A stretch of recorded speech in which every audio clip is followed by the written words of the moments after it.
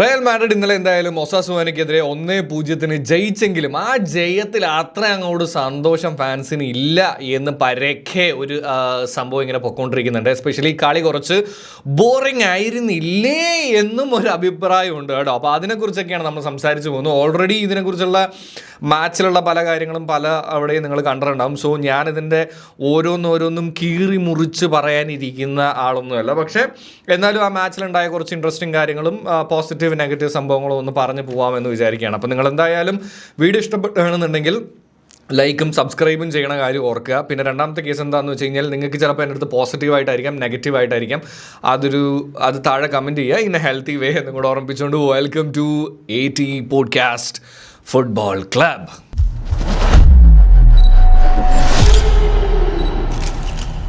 Yes guys, അപ്പോൾ എന്തായാലും ലാലീഗയിലേക്കുള്ള വരവ് റയൽ മാഡ്രിഡ് നല്ല രീതിയിൽ തന്നെ അറിയിച്ചിട്ടുണ്ടെന്നുള്ളതാണ്. എനിക്ക് പറയുമ്പോൾ മാഡ്രിഡ് എന്നാണ് ഞാൻ എപ്പോഴും പറയാറുള്ളത് കേട്ടോ. ഇറ്റ്സ് മാഡ്രിഡ് എന്നാണ്.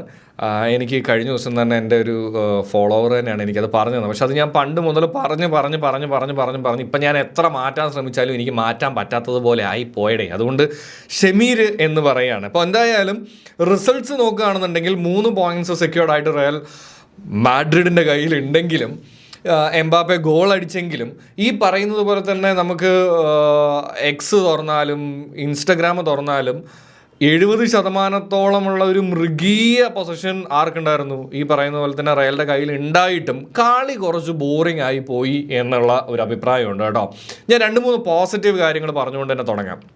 ഒന്നാമത്തെ കാര്യം, എംബാപ്പെ നമ്പർ 10 പൊസിഷനിൽ like literally nice to see him. പുള്ളി ഇറങ്ങുന്നു, കളിക്കുന്നു, പാസ് ചെയ്യുന്നു, ടച്ചസ് ആണെങ്കിലും ശരി, ബാക്കി കാര്യങ്ങളൊക്കെ വെച്ച് നോക്കുമ്പോൾ ഇടയ്ക്ക് വെച്ച് നല്ലൊരു ക്രിയേറ്റീവായിട്ടുള്ള ഒരു മൂവൊക്കെ നമുക്ക് കാണാൻ പറ്റി. അതൊക്കെ ഭയങ്കര രസമുള്ളൊരു കാര്യം തന്നെയാണ്. പക്ഷേ ഇനിയുള്ള മാച്ചുകളിലേക്ക് എങ്ങനെ അത് കൊണ്ടുപോകാൻ പറ്റും എന്നുള്ളത് നമുക്ക് നോക്കണം. ആൻഡ് പുള്ളി ബോക്സിനുള്ളിൽ വെച്ച് പുള്ളിയെ ഫൗൾ ചെയ്തതിന് പുള്ളിക്കൊരു സംഭവം കൺവേർട്ട് ചെയ്ത് പെനാൽറ്റി ആക്കാൻ പറ്റി. പെനാൽറ്റി അത് സ്കോർ ചെയ്ത് 1-0 എന്നുള്ള രീതിയിൽ റയൽ മാഡ്രിഡിന് ജയിക്കാനും പറ്റി എന്നുള്ള സംഭവം അവിടെ കിടപ്പുണ്ട്. അതൊരു പോസിറ്റീവ് കാര്യം. രണ്ടാമത് ഞാൻ കണ്ട പോസിറ്റീവ് കാര്യം, ഇതൊരു ഇനി ഒരിക്കലും പറഞ്ഞു കഴിഞ്ഞാൽ ചിലപ്പോൾ ഇത് ക്ലീഷയായി പോവും എന്നുള്ളതാണ് കേട്ടോ. എന്ന് വെച്ച് കഴിഞ്ഞാൽ വേറൊന്നുമല്ല, ഈ സീസണിൽ റയലിനെ സംബന്ധിച്ചിടത്തോളം കിട്ടിയിട്ടുള്ള ഏറ്റവും വലിയ മുത്തുമണിയാണ് ഡീൻ ഹുസൈൻ എന്ന് പറയുന്ന അവരുടെ സെൻറ്റർ ബാക്ക്. ചെറുക്കനാണ്, പക്ഷേ ഓൻ്റെ കളി ഉണ്ടല്ലോ ഒരു രക്ഷയില്ല എന്നുള്ളതാണ്. ഇന്നലെ ആണെന്നുണ്ടെങ്കിലും പുള്ളിയുടെ പാസിങ് ആവട്ടെ, പുള്ളിയുടെ പൊസിഷനിങ് ആവട്ടെ,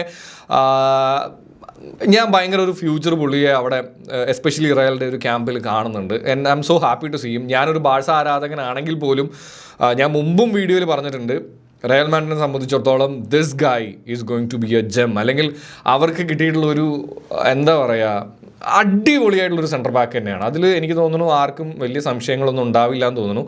ഇനിയുള്ള മാച്ചുകൾ നമുക്ക് നോക്കാം. എന്തായാലും ഇതൊക്കെയാണ് പോസിറ്റീവായിട്ട് എനിക്ക് കാണാൻ പറ്റും. അതുപോലെ തന്നെ പൊസിഷൻ 70% കീപ്പ് ചെയ്തു. അപ്പോൾ നമുക്ക് വേണമെന്നുണ്ടെങ്കിൽ ഇപ്പുറത്തുള്ള രീതിയിൽ നമുക്ക് ഭയങ്കര അനലിറ്റിക്കലായിട്ടൊക്കെ വേണമെങ്കിൽ പറയാം, അവർ കുറച്ച് പാർക്ക് ചെയ്തിട്ടാണ് കളിച്ചുകൊണ്ടിരുന്നത്, ഡിഫെൻസീവായിട്ട് കളിക്കുകയായിരുന്നു. സോ അപ്പോൾ സ്വാഭാവികമായിട്ടും ഓപ്പോസിറ്റ് ടീമിൻ്റെ കയ്യിലായിരിക്കും എന്തുണ്ടാവുക, ബോൾ കൂടുതൽ ഉണ്ടാവുക. അവരതിനെ സ്റ്റോപ്പ് ചെയ്യാനും കൗണ്ടർ ചെയ്യാനും ഒക്കെ ആയിരിക്കും നോക്കുന്നുണ്ടാവുക. അതുകൊണ്ട് മാത്രമാണ് റയലിൻ്റെ കയ്യിൽ ബോൾ ഉണ്ടായെന്ന് ഞാൻ വിചാരിക്കുന്നില്ല. That's actually Xabi's plan. Xabi എന്ന് പറയുന്നൊരു പ്ലെയറിനെ സംബന്ധിച്ചിടത്തോളം ബിൽഡ് ചെയ്യുക, ടീമായിട്ട് കളിച്ചു കൊണ്ടുവരിക, ദെൻ സ്കോർ ചെയ്യുക എന്നുള്ള സംഭവങ്ങളൊക്കെ ആണല്ലോ. അപ്പോൾ അതുകൊണ്ട് തന്നെ അതൊരു രസമുള്ളൊരു പരിപാടിയൊക്കെ തന്നെയായിരുന്നു. പക്ഷേ എവിടെയാണ് ഈ പറയുന്നത് പോലെ തന്നെ ബോറിംഗ് ആയി പോയെന്ന് ചോദിച്ചു കഴിഞ്ഞാൽ 70% ബോൾ പൊസിഷൻ ഉണ്ടായിട്ടും നമുക്ക് ഓർത്തിരിക്കാൻ പറ്റുന്ന ഒരു ക്രിയേറ്റീവായിട്ടുള്ള ഒരു മൂവ് കാണാൻ പറ്റിയില്ല എന്നുള്ളതാണ്. ഞാനതിനെ ഒരുപാട് ഇത് ഇത്ര ഷോട്ട് അത്ര ഇത് ഇങ്ങനെയല്ലേ അങ്ങനെയല്ലേ അതൊന്നും ഞാൻ പറയുന്നില്ല. പക്ഷെ എന്നാലും എംബാപ്പെ ഉണ്ട്, വിനീഷ്യസ് ജൂനിയർ ഉണ്ട്, ഈ പറയുന്നത് പോലെ തന്നെ ഫ്രാങ്കോ മസ്താന്തുവാനോ ഇറങ്ങി, ഒരുപാട് ടച്ചസും ഭയങ്കര ക്രിയേറ്റീവായിട്ടും പുള്ളിയുടെ ഒരു മൂവിങ്ങും കാര്യങ്ങളും ഒക്കെ രസമുണ്ടായിരുന്നു. ഇതൊക്കെ ഉണ്ടായിട്ട് പോലും നമുക്ക് ആ മാച്ച് കണ്ട് കഴിയുമ്പോൾ ഒന്നും സംഭവിക്കാത്ത പോലെ ഫീൽ ചെയ്യുക, അല്ലെങ്കിൽ ഒരു ക്രിയേറ്റീവായിട്ട് അവരുടെ ഡിഫൻസിനെ സ്പ്ലിറ്റ് ചെയ്തുകൊണ്ട് കയറിപ്പോയി ഒരു ഷോട്ട് കൊടുത്തതായിട്ടുള്ള ഒരു സാധനമൊന്നും നമുക്ക് ഓർമ്മയിൽ ഇരിക്കാത്തത് പോലത്തെ ഒരു സംഭവമായിരുന്നു. അത് മേ ബി ഇനിയുള്ള അങ്ങോട്ടുള്ള മത്സരങ്ങളിൽ മാറ്റം വരുമായിരിക്കാം. പക്ഷേ എനിക്ക് തോന്നുന്നു അതുകൊണ്ടായിരിക്കാം ഈ പറയുന്നത് പോലെ തന്നെ ഒരു ബോറിംഗ് ടൈറ്റിൽ ഈ മാച്ചിന് എല്ലാവരും കൊടുക്കുന്നത്. പക്ഷേ എന്നെ സംബന്ധിച്ചിടത്തോളം ഈ മാച്ച് എങ്ങനെ ഉണ്ടായിരുന്നു എന്ന് ചോദിച്ചു കഴിഞ്ഞാൽ, ലാലീഗയിലെ വരവ് അവർ അറിയിച്ചിട്ടുണ്ട്, നീറ്റായിട്ട് അവർ ഡിഫെൻഡ് ചെയ്തു, ഗോള് കൺസീഡ് ചെയ്തില്ല. പലപ്പോഴും കഴിഞ്ഞ കുറച്ച് നാളുകളായിട്ട് നമുക്കറിയാം റയൽ മാഡ്രിഡിനെ സംബന്ധിച്ചിടത്തോളം ഗോള് വഴങ്ങാതിരിക്കുക എന്ന് പറയുന്ന ഒരു ഇച്ചിരി പ്രശ്നമായിരുന്നു. എന്തെങ്കിലുമൊക്കെ ഒരു മിസ്റ്റേക്ക് അവരുടെ ഡിഫൻസീവിൻ്റെ സൈഡിൽ വരും. ഗോൾ വഴങ്ങിയെന്നല്ല ഞാൻ പറയുന്നത്, പക്ഷേ ഡിഫൻസീവിൻ്റെ സൈഡിൽ എന്തെങ്കിലുമൊക്കെ മിസ്റ്റേക്സ് ഉണ്ടാക്കും. അത് ഉണ്ടാവാതിരിക്കാൻ മാക്സിമം അവർ ശ്രമിക്കുന്നുണ്ടായിരുന്നു.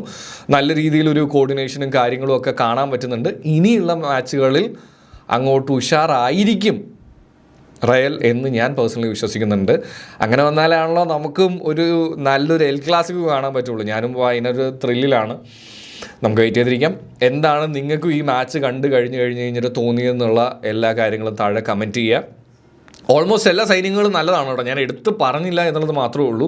നിങ്ങൾക്കും തോന്നിയിട്ടുള്ള ഏറ്റവും ബെസ്റ്റ് പ്ലെയർ ആരാണ്, എന്തൊക്കെ വ്യത്യാസങ്ങളാണ് റയലിന് ഈ സീസണിൽ കണ്ടിട്ടുള്ള തോന്നിയിട്ടുള്ളത് എന്നും താഴെ ഇഷ്ടമുണ്ടെങ്കിൽ കമൻറ്റ് ചെയ്യാം. ആൻഡ് ചാനൽ സബ്സ്ക്രൈബ് ചെയ്തിട്ടില്ല എന്നുണ്ടെങ്കിൽ ഒന്ന് സബ്സ്ക്രൈബ് ചെയ്യുക എന്നും കൂടെ ഓർമ്മിപ്പിച്ചിട്ടുണ്ട്. ഇഷ്ടപ്പെട്ടാൽ മാത്രം, ഞാൻ ആരെയും കത്തി പിടിച്ചിട്ട് ചെയ്യടാ എന്ന് പറയുകയല്ല, ഇഷ്ടപ്പെട്ടാൽ സബ്സ്ക്രൈബ് ചെയ്യുക. കാരണം ഇത് പറഞ്ഞില്ലെങ്കിൽ ചിലപ്പോൾ മറന്നു പോയാലോ എന്ന് വിചാരിച്ച് ഓർമ്മിപ്പിക്കുന്നതാണ്. അപ്പോൾ താങ്ക് യു.